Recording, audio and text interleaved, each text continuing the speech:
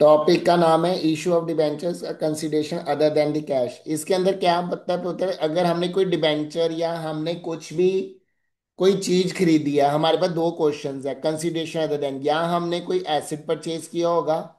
Topic का नाम है कंसिडरेशन अदर देन कैश।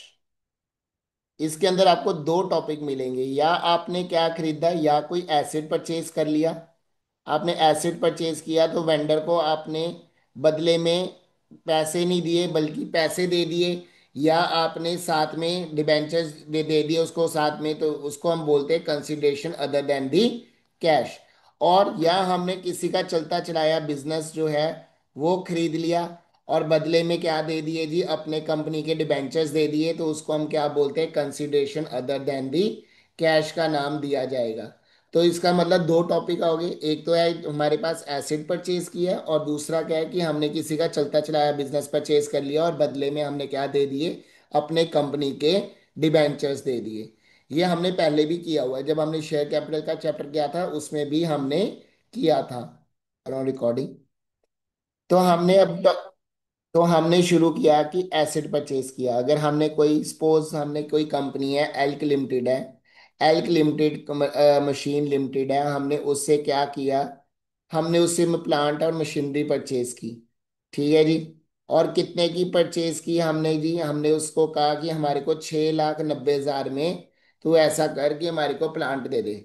उसने दे दी हमारे को एल्क मशीन ने। और बदले में हमने क्या बोला भाई, हमने बोला कि ऐसा करते हैं 90,000 का हम तेरे को एक चेक काट के दे देते हैं। ठीक है। और बाकी जो अमाउंट बचेगी, जो बैलेंस बचेगा, हम उसको तेरे को क्या दे देते हैं, बैलेंस अमाउंट का हम तेरे को 6% डिबेंचर एट 6% डिबेंचर प्रीमियम पे दे देते हैं। और प्रीमियम उन्होंने बोल दिया 10% है premium, at rate of 10% premium है। तो कहता पास ही जनरल एंट्री। तो पहली एंट्री क्या पास होगी, हमने क्या खरीदा जी, सबसे पहले प्लांट एंड मशीनरी खरीदी, तो एंट्री होगी प्लांट एंड मशीनरी। परचेज की एंट्री क्या होती है, plant and machinery account debit to, किससे खरीदा जी हमने, टू एल्क मशीन लिमिटेड से हमने क्या कर लिया, खरीद लिया। कितने की खरीदी जी, 6,90,000। और 6,90,000 से हमने उनको इसको क्या कर ली, एसिड परचेज कर लिया, being acid purchase from elk limited. ठीक है। ये होगी हमारी पहली एंट्री। अब दूसरी एंट्री क्या पास करनी है कि हमने क्या दिया जी एल्क मशीन को, अब हमने एल्क मशीन को क्या कर दिया जी, डेबिट कर दिया, elk machine limited account debit. हमने क्या दिया जी, उसको चेक दे दिया, तो चेक का नाम आएगा टू बैंक। कितने का चेक, तो हमने देना कितना था जी एल्क मशीन को, 6,90,000 देना था, तो वो मैंने यहाँ लिख दिया। और क्या दिया जी, उसमें से चेक दे दिया जी 90,000 का, मैंने चेक पे कर दिया।